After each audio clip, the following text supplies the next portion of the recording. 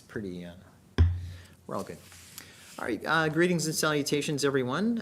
We are now back for another meeting, public meeting with the Standing Committee on Economic Development and Environment. My name is Robert Hawkins. I am the MLA for Yellowknife Centre, and I'm also the chair for the Committee of Economic Development and Environment.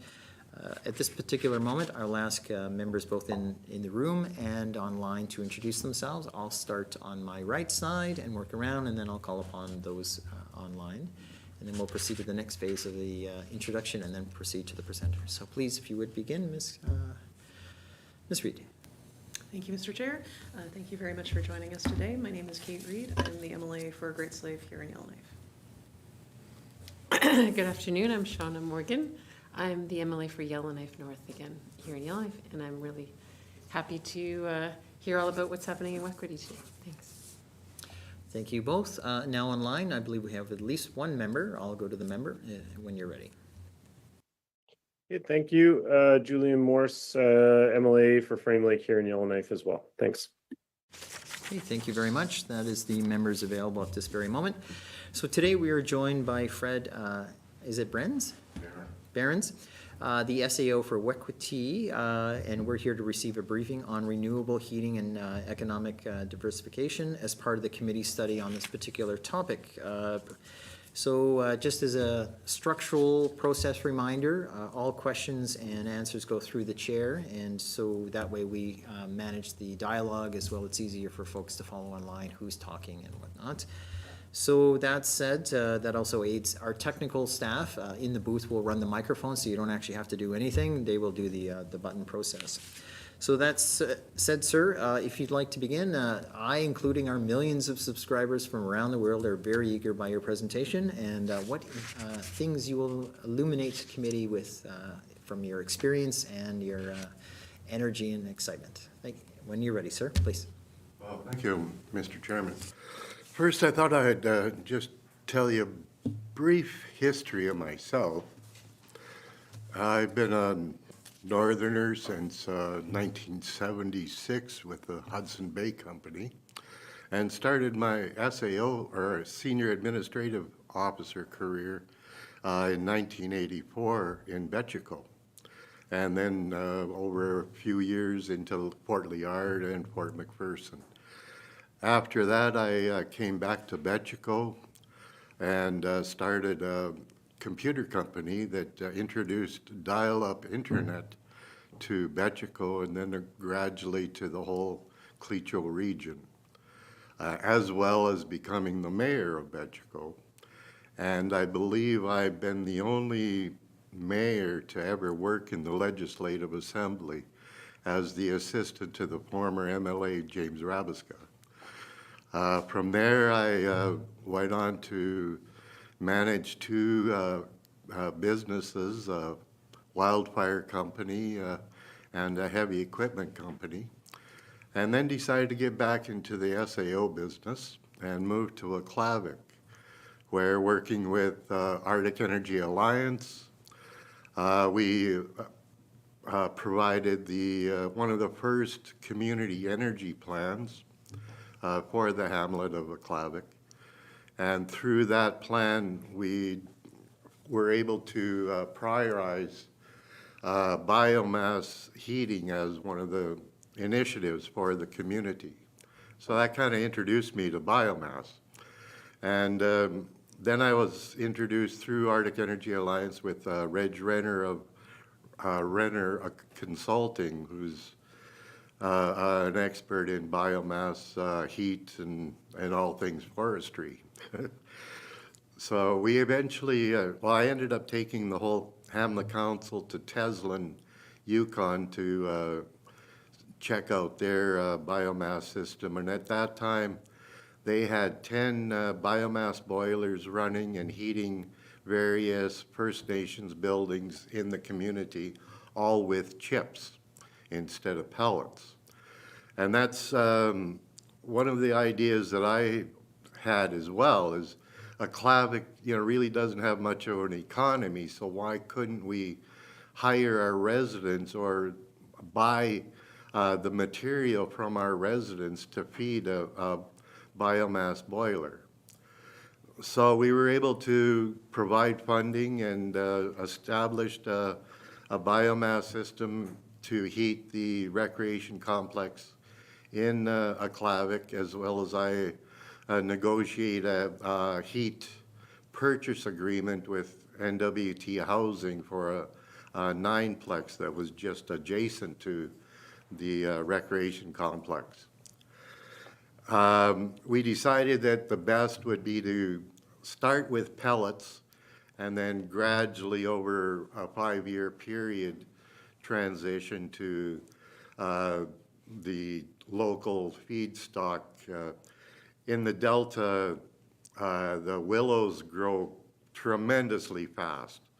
And that's one of the ideas that we thought we could use the older dead willow and the driftwood that comes up on the Mackenzie River and chip it all up and use it as our feedstock for the biomass system. But we brought in 100 bags, or we estimated we needed 100 tons of pellets. So we brought in 100 tons bags of pellets from Lacrete, Alberta. And of course, that has a challenge on its own. You can only bring so many by truck, so then it's barging everything in. And by the time that we got everything into Aklavik, you're looking at roughly a 700 to 750 dollars per bag that we got into the community. And then to store 100 bags in the community was another challenge that we, of course, had to overcome. We did it for 2 years, and in the second year, I was looking for a good storage for all the bags and that. And then I got the opportunity to go to Aklavik, or to Wekweèti, I should say. So in 2021, we moved to Wekweèti, and in 2022, I got approached by Det'anchogh to look at doing a solar array in Wekweèti. And I said, well, if you're going to do that, why don't we go that one extra step and go with a solar system with a battery backup and a combined heat and power biomass system, so that we've got, the summertime is great for solar, but it's in the wintertime where we need the heat and power both to do the community. So over the next, in this I should go back. In the top left-hand corner, you'll see the picture of our community generating system that NACA Power provides for us. On the right-hand side, in the very bottom of the picture, you can see our community government office. The sketched-in area is the actual, or what we want to do in Wekweèti, is provide 95% of the community with heat. And the sketched-in area, what you're seeing there is the boilers, the biomass boilers that we would have for the community. And then from there, you can see branches of pipelines taking off to various buildings throughout the community. In the bottom left-hand corner is basically the insulated pipe that would go underground to each household and institutional building that we have in the community. And then the bottom right is what a boiler, biomass boilers. I believe these are 2 of the boilers in Teslin. So we started, like I said, back when I first arrived in Wekweèti in 2022 was when we first started working on this. Prior to that, Arctic Energy Alliance did a community energy profile, and we used that, of course, to help us with some of our planning.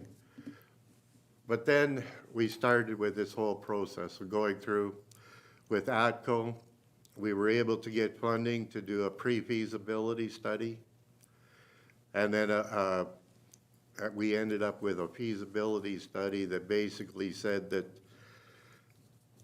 solar would be a good idea, but ATCO really didn't have too much interest in biomass. And they gave us a business plan that showed for biomass, it would be about $400,000 a year just to harvest the 200 cords of material that we need.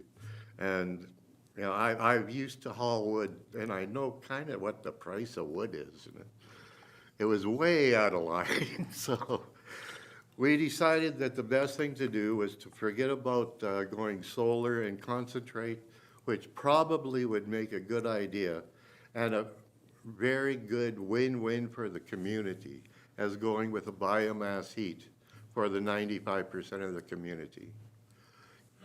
And you can see our schedule throughout the whole, or timeline throughout the whole process there in the main picture. On the left-hand side, this gives you an idea of how isolated Wekweèti is. The blue line on the map is the winter road connecting Wekweèti, which is in the far right-hand side of that picture, to the junction 24 kilometers from Wekweèti. The red line goes to Gameti, and then the short section there in the middle goes to Wekweèti. And then from there is the Det'anchogh Highway connecting Wekweèti to Highway 3 and Det'anchogh, and then to Yellowknife. The bottom picture I'll get to in a minute, but it is a picture that we did of our fire smarting program that's all connected to this whole thing. Okay, this next picture shows the whole design, basically, of our biomass district heating system. Through our funding and this is one of the challenges. In the previous timeline, we had applied for, I'll just take you back to that. We had applied for funding through the Federation of Canadian Municipalities Green Fund in May of 2024. And we didn't get approval until February of 2025.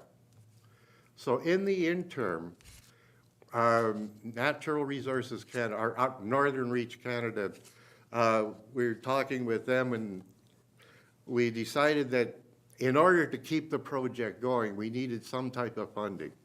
So we were able to get $50,000 from them to continue with forestry, inventory, and those kind of things. So, you know, it kind of demonstrates the timeline alone in getting approvals. And if you don't get the approvals, then the program dies for X number of months or whatever until you do finally get the approvals. So then through FCM, we were able to get $200,000 to do the design. And this is basically the design of the whole community. The purple buildings are all our institutional. The blue and the green are our houses. And the yellow ones are old original houses.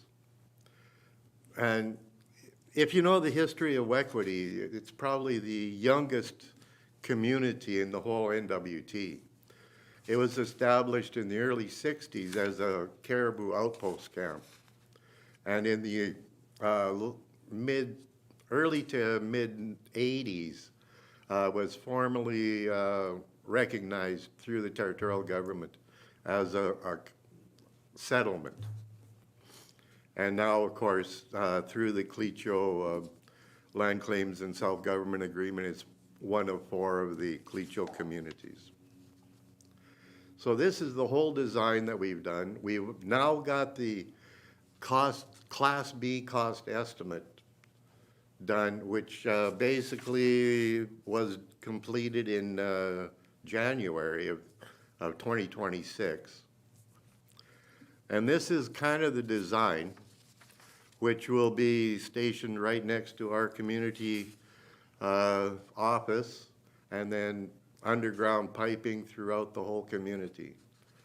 And one thing about Wekweèti, we're on sand, so we're able to dig fairly easy and put in the underground piping in that. So this building holds 300 kilowatt wood chip boilers, and the center of it is for the storage of the wood chips.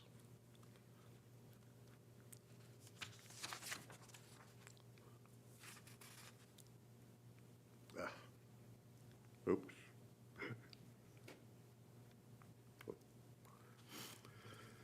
Okay, so what makes this a really unique project is, of course, Wekweèti is very isolated.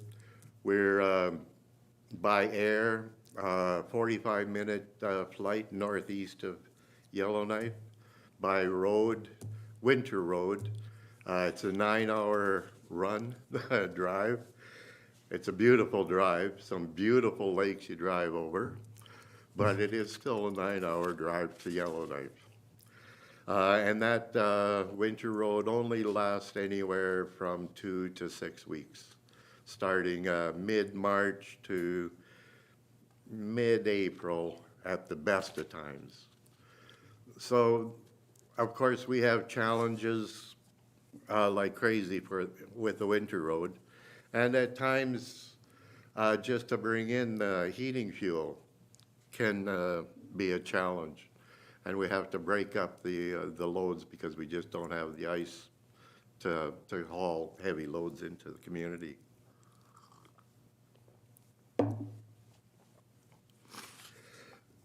We have, in 2023, we were probably the first community to be evacuated. And shortly after that evacuation, of course, Yellowknife was evacuating all the rest of it. The south side of the lake from Wekweèti burnt, and that consisted of approximately 85,000 hectares. So, you know, here we've got the material to use for a biomass system, and through the program funding that we were able to get, we've identified 20 years worth of use material to be used on the south side that we can use quite easily of that 85,000, which is directly across the lake from us. But then fortunately, Department of ECC came along and provided a program, Community Resilience and Fire Smarting. So we were able to access funding through that program to the tune of $102,000. And we started fire smarting. We trained 6 residents to become a landscape artist, as we call them. And the picture on the left is a couple of my crew actually doing the work. And you can see the piles, as mentioned before there. So what the idea of this whole program is to take, we're taking the land from our culture camp, basically, and working it back towards the airport, and then eventually towards the community, which is 7 kilometers away. But this program is taking what we're saying, approximately 1,000 trees per hectare, reducing that to 400 trees per hectare, cleaning the forest floor as well. And what basically that does is, of course, gives us a lot of material for chipping because we don't need prime wood for chipping to feed the boiler. We just need dried material that is of a specific size. So we've got plenty of material from the forest floor as well as shrubbery around the forest as well as trees that we are harvesting, which will be used for firewood for our elders and residents, as well as the third item that we get out of it is saw logs for our sawmill. And we produce a few 2x4s and such that we use locally in our sawmills. So it's a threefold benefit, really, to do this type of work. And by reducing the size of the forest in a hectare, you're allowing those existing trees to flourish a lot more because you don't have the competition for the nutrients, for the water, and all the rest of it. And at the same time, you're also reducing the wildfire hazards because you've got, approximately 5 meters between the trees. So it's harder for a fire to jump that distance when you're first starting out as a fire. And then, of course, we got our 9-hole golf course, too. I gotta put that in.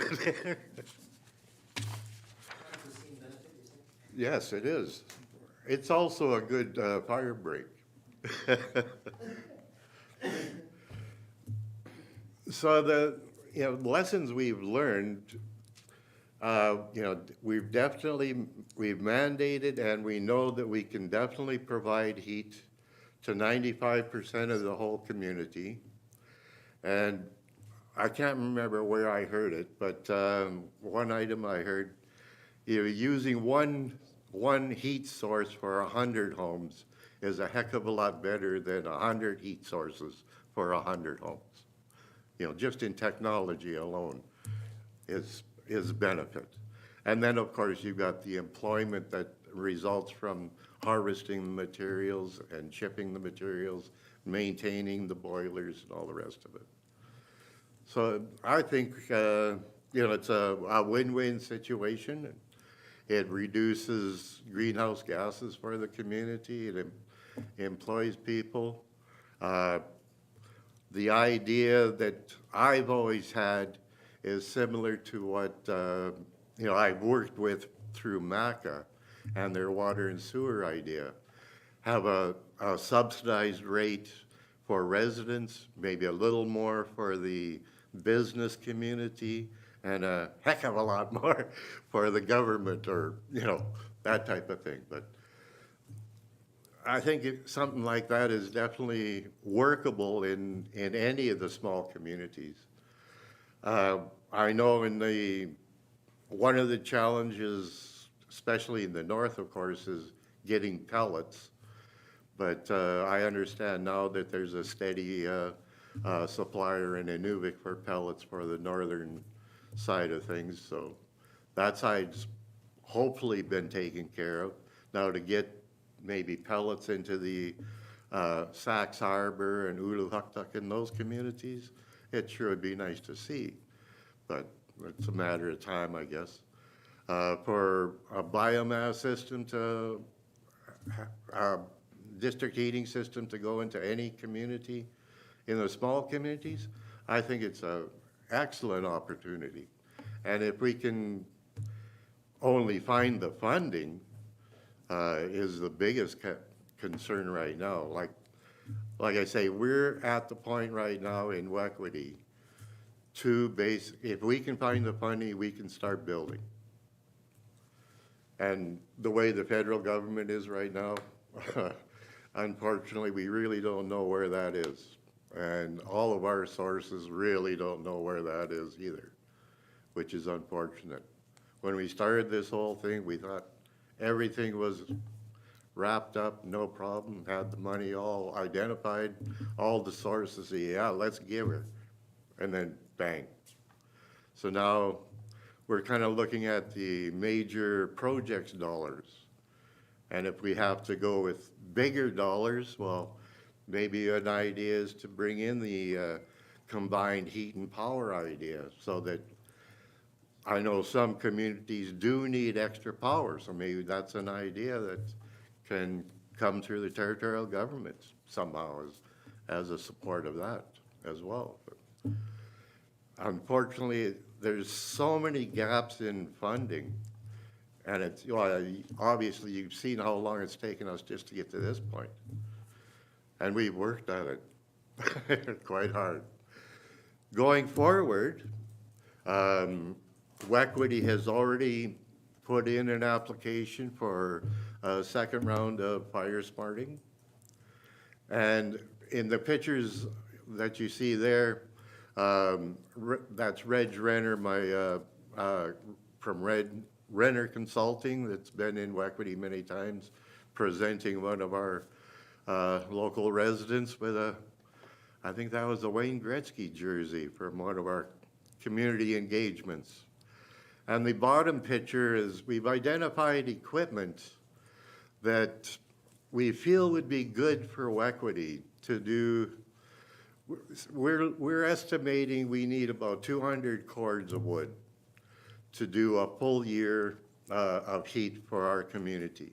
And in our, as I've shown before, part of our uniqueness is that we're grabbing about 50% of our heat off of the waste heat from the NACA generators.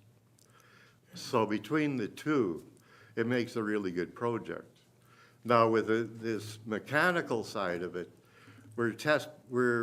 we put in an application working with Det'anchogh to do a demonstration in Edzo, actually, with this piece of equipment to see if it's the right size and everything to work possibly in Wekweèti.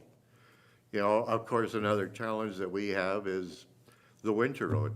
If we brought something like that into Wekweèti to demonstrate, it would have to basically stay there for a full year. And, you know, no business really wants to leave their piece of equipment in a community, an isolated community like that, at no cost or whatever. So we were able to do a deal with Det'anchogh and work with them, and hopefully we'll get the demonstration project going on that side of it too. And I guess that's about all I have to say. Thank you. Thank you very much. I highly doubt that's all you have to say. No, I can see your excitement and passion radiate on this particular subject, but I appreciate you bringing it to a point in the sense of a close. I know members will have some questions. I just, one thing you didn't note in your spreadsheet, just for clarification before I get to questions, members, is how much is your Class B estimate? You pointed out you've got a Class B capital cost estimate. I was just curious for clarification before we get to members here. We originally got an estimate at approximately 10 million. And within now, I believe it's about 60 days, it's gone up to around 15. 10 to 15, okay. And we can thank, you know who. Wow. Okay. I just noticed it just stopped there at the Class B. That's your presentation. So members, do we have members who have, oh, Ms. Reed, if you'd like to start us off. Certainly, thank you, Mr. Chair. I just have a sort of a feasibility question, and I'm sorry, I should have said thank you very much for your presentation. Very much appreciated. You spoke a little bit about Wekweèti. It's very easy to dig for the routing because you're on sand. Is there any concern with upkeep or operation and maintenance of those piping and those routings if the ground were to shift or heave, or do you experience that in the community? Thank you, Mr. Chair. Thank you, Ms. Reed. Sir. Thank you, Mr. Chairman. We've had geotech drilling done, and we don't have any permafrost down to 15 feet. And all our piping would be, you know, flexible so that if it does shift, but I've lived there now for 4 years and I've never had a shifting at all in our house. As far as training, when in Aklavik, the idea was to bring our trainees in from day one and take them through the whole process of installation as well as maintenance, and the supplier of the boilers are online and monitor the whole system as well. So I think we've pretty well got it covered, and of course there are glitches along the way, but Not a problem. Anything further, Ms. Reed? No, that's fine. Okay, not a problem. Ms. Morgan, please. Thank you, Mr. Chair. Thank you so much for coming here today. I was lucky enough to be able to visit Wekweèti when the Det'anchogh Assembly happened there. I guess it was the summer before last. And so I was able to see, you know, the culture camp in person and the way out there. And we didn't get to golf at the main golf course, but tried out the mini golf course. And I can recommend highly the experience at the, anyway, just as a little plug. And my colleague, MLA Julian Morse, can also back me up on that one. I wanted to ask, so the plan for the district heating network, you've talked about your vision for like charging different rates for different kinds of customers. Have you begun to figure out how to negotiate those contracts? I know that can be a challenge. You know, there's been talk in the past, for example, about a district heating network in Yellowknife, and the technical parts of like what equipment to put in is not so complicated, but where it's often gotten stuck is how do you negotiate these contracts? If you're going to sell this heat, you know, what is that contract going to look like? And have you begun to sort out that part of what those contracts to sell the heat might look like? Thank you, Mr. Chair. Thank you for that. Please, if you would. thank you, Mr. Chairman. Well, just from my experience with negotiating the heat purchase or sell of heat to the NWT housing in Aklavik, I know they also have purchased heat from Wekweèti. They also have a biomass system there. And I can't remember the exact way of doing it, but yeah, it's a fairly complicated system, but the whole system does have meters on the heat that's sold to each individual. So, you know, it's once we've got a price per kilowatt or whatever it is, then it's, you know, relatively easy because it's metered at that point. Thank you, Mr. Behrens. Did I say it right? Behrens? Thank you. Ms. Morgan, when you're ready. Thank you, Mr. Chair. Okay, and that's great that you have experience already doing some of these contracts or heat purchase agreements from other communities. You're probably further ahead than most of us in knowing what those should look like. Do you at least have some kind of agreement, whether it's informal or formal written agreements, that people are willing to purchase the power? And I know, like you've talked about different GNWT agencies, whether it's housing or maybe other GNWT buildings. Like, do you have some sort of agreement also from, like, I don't know if the Det'anchogh government has buildings or even just private homes, if the hope is to supply 95% of the community. Thank you, Mr. Chair. Thank you. Mr. Behrens?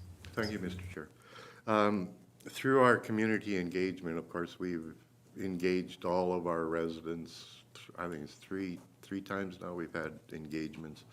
And we've also, through our design, we've had all of our houses, actually our consultants has gone into each house in the community to see exactly how the size of each house, the heat, if they've got a wood stove and a furnace as well. Because sure, an individual doesn't have to come to and buy heat from us, but what we're trying to tell all of our residents is we'll supply heat at a cheaper rate than you can buy fuel for. And right now in Wekweèti, I think our fuel is around $2.50 or something like that a liter. So at $500 gets you maybe a week's worth of fuel, where, you know, maybe $500 from paid to us will get you a month's worth of heat. But some houses will also have 3 sources of heat, because we'll have ours plus the fuel source as well as their own wood stove. Because that's one thing that in most communities, especially the private homeowners, will majority have wood stoves. So everyone is, you know, familiar with that type of organic heat. It's just, we're going that one step further. Mr. Morris online, and then I'll come back to Ms. Kate, or Ms. Reed, sorry, when you're ready. Mr. Morris. Okay, thank you, Mr. Chair, and thanks so much for the presentation. Sorry I couldn't be there today. And yeah, I can echo Emily Morgan's comments about the mini golf course and just Wekweèti in general. I really enjoyed my visit. It's a beautiful community. What I was going to ask is, you know, you were speaking about seeking funding from the federal government, and I was just wondering, I mean, $15 million as far as capital projects for a community are involved it's not peanuts, but it's not a huge amount of money. I mean, I can imagine building like the water treatment facility or something like that for Wekweèti was probably, if not similar, more than that. I'm just wondering, like, has the community government considered simply using some of their infrastructure funding that comes from MACA comes from the federal government through MACA and financing the project themselves and just paying for it over a long period of time through user fees? Is there a reason why the community can't use its own municipal funding to bring about this project? Thanks. Thank you, Mr. Morris. Sir, if you would, to his question. Thank you, Mr. Chair. Wekweèti, I'm certain could, but through our funding through MACA, we get through the capital, CPI funding, we get $717,000 a year, I believe it is, and through the what used to be called the gas tax, if we do get actual dollars, it's $178,000. But you know, that one has been kind of on hold for a while. So it would take many, many years to fund a $15 million whatever project through the community government's funding. As well as we've also got, like you say, a water plant which we just purchased or built a few years ago, and that was a $3 million project. As we also have vehicles that we have to continually fund for water, sewer, and garbage delivery and pickup and road maintenance and all the rest of the good stuff. And of course, as we all know, MACA doesn't have any more dollars for the communities, so you know, we got to try to find any and all dollars that we can from everywhere. Very good. Anything further, Mr. Morris? Thank you. Yeah, no, I appreciate that answer, and you'll have to forgive me. I served a bit of time on the City Council for Yellowknife and got used to capital projects for the city, which were a fair bit bigger than what Wekweèti is dealing with. So I guess 15 million, if your water treatment plant was 3 million, 15 million is a big number to consider for a small community. So yeah, I certainly hope that you're able to get federal funding for this, because it's a really exciting project. I mean, that's my main piece of feedback for you, is just it's really exciting to see this happening in the NWT. As committee's been doing this project, we've learned a little bit about district heating projects happening in other communities outside of the NWT, and I've been wondering why we haven't seen more of this happening here. So it's certainly something I'm supportive of, and I'm very excited to see what you guys have put together. It looks really interesting. But I guess yeah, it seems to me like something that if you're able to get kind of some core funding from the feds, maybe you would be able to finance it through a loan a little bit more funding to kind of finish out the project if need be. Because it does seem like something like you're going to have a certain amount of a market to sell this heat to residents and to institutional buildings, which of course will help pay back any kind of financing that's needed for it. So I assume you've been figuring that out, but I don't really have any kind of technical questions for you, but I am wondering if I can phrase it as a question, perhaps, if there's any barriers that you've encountered aside from funding, say legislative barriers or things that you would need GNWT to change to make a project like this more viable for your community or easier to bring to fruition. Thank you for that. Sir, if you had any thoughts? Thank you, Mr. Chairman. I think one of the biggest barriers is education. Because every step that we take, we have to keep on re-educating people or educating new people on what a biomass system is, what a district heating system is. And it's continual.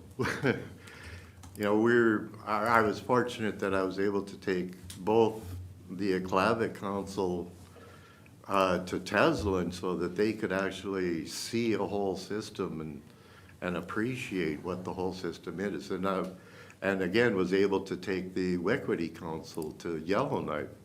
And we're able to go through unfortunately, it was a pellet biomass system, but at least they got the idea what a biomass system was like and what it can heat. And unfortunately, what the NWT now needs, I think, is someone to come forward with a combined heat and power system so that we can see what actually can happen with that type of system. In Europe, they're all over the place. But in Canada, I don't think there's too many of those type of boilers going now. And it's sad. We're getting there. Cogen, we're getting there. Not fast enough, I agree, but we're getting there. Ms. Reed, you had a further follow-up if you want. I've got a question after you, so I'll let you go first, please. Sure, thank you, Mr. Chair. So I guess my question is a little bit more just pragmatic in nature, which is to sort of ask how the heat and will be delivered into both residential and community or institutional buildings. You spoke a bit about earlier about having wood burning stoves and diesel in these buildings, but what method would the delivery be, and is that within the cost estimate number that you gave us previously? Thank you. Thank you for that. Sir? Yeah, thank you, Mr. Chair. Yeah, for sure. In a house or institution that has a boiler, it's pretty basic. It's just a matter of hooking the pipes into the boiler system itself. In a residential unit with a furnace, you would hook a heat exchanger into it so that you can still use the forced fan heat system. You just wouldn't be using the actual burner in the furnace itself. And that's pretty well, it's expensive, but that's the easiest explanation, I guess. Anything further, Ms. Reed? Yes, thank you, Mr. Chair. And yeah, no, that helps. So do you have a sort of dollar figure for the community of how much that would cost, or is that part of the overall 10 to 15 million, or is that an extra expense? Thank you. No, We need you on the record. Your thoughts? yes, thank you, Mr. Chair. Yeah, that's part of the expense. Yeah, we would include everything right up to, installing everything into the household or into the institutional building. Okay. Well, it looks like we're coming to the end. I'm just going to squeeze in one quick one. Have you done, I'm assuming you've done a business case on this particular thing, because I don't know what the cost per liter of, say, home heating fuel is in the community. And it's all relative at this particular point. So it's not so much, is it $3 or whatnot, a cent? it's more about the question is there a feasibility on your business case that lays this out? Because, I mean, there must be an argument of saying that if we can suppress the overall capital initiative to a certain point, we're starting to break even, and knowing the fact that things don't get cheaper, you know, it'll start, say, reaching a point of paying itself when you amortize it over so many years. That said, have you had that case? And if you had that case, where does your study bring the narrative to? How many customers do you need minimum, and how many years, you know, would you foresee a break-even point, if you've done that work? Sir? Thanks, Mr. Chairman. We haven't gotten down to the details on it all yet, as far as, you know, how much per customer is going to actually cost them in that. But, you know, generally, we're looking at, just in heating fuel alone, approximately $187,000 worth of heating fuel that we'd save from residents and the community at large.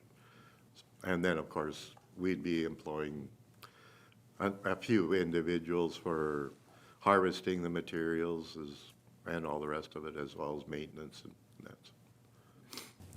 Not a problem. I mean, yeah, I mean, you got to start somewhere with your business case, right? And then there's support programs, et cetera, that, you know, some like to call them subsidies, and that's what they are, but initiatives to help bring those prices down to a workable level. And then you have the hookup agreements and whatnot, I think has already been brought up. So, I mean, morally, this is a great idea. I'd like to see more of these initiatives. I'm not shocked, I guess, going from $10 to $15 million. I'm saddened, I'll say it that way for the record, but I mean, principally, this is something exciting I think could help a lot of communities turning to centralized heating, especially communities in such a way that the network of the community is so important, whereas in, you know, it's different in a tax-based municipality where there's different types of philosophies and whatnot. But for a community that's truly a community, these, in my mind, are really fantastic initiatives that you would think it would be very exciting. I mean, I think it's very doable. The problem, of course, is back to the dollar amount. So that said, I'm not seeing anything for, oh, there's, well, there's a spur of, and it's welcome, a spur of excitement. I guess I kept ragging the puck long enough that somebody wanted to jump. No. Okay, so maybe Ms. Morgan for the last question. Of course, committee is certainly here. Sorry, we're here for committee, of course, so if we need more time, obviously, but we'll shoot with maybe the last question or last round through Ms. Morgan. Thank you, Mr. Chair. So you've talked about the plan to employ local people, and that's certainly an important, not just like a side benefit, but like a core aspect of the project. Do you already have people in your community who are trained as biomass operators? Do you have enough access to those courses to get people trained up? And I'm also wondering whether you already might have people in the community, like sometimes there's boilers, biomass boilers in individual buildings, and you might have local people working already. I'm just wondering, yeah, so first, whether you already have anyone working in the community as a biomass boiler operator, and if not, what's the plan, or do you have access to the kinds of trainings that you need to make sure that local people have the skills to do the work? Thank you, Mr. Chair. And thank you for that. Mr. Behrens. Thank you, Mr. Chair. We don't have anyone in the community that's a biomass boiler trainee or whatever. I believe through Mine Training Society, they're supposed to be coming in to a variety of communities and doing biomass training, solar, and I think wind or something. Can't remember exactly what it was all about, but they're supposed to be doing a 2 or 3 day kind of introductory thing and then going on a little further. But through our whole idea, of course, is, you know, the individuals would be trained from day one when the system starts being installed, so that they'd know exactly how everything is installed, from all the pipes going into the boilers themselves to all the controls and everything else. And then they've also got the supplier that's online monitoring the whole system, and 24 hours a day, support as well. All right, I think Mr. Morris wants to provide a comment, so I'll allow him to provide the final comment, and then I'll call it a close. So, Mr. Morris, if you're ready.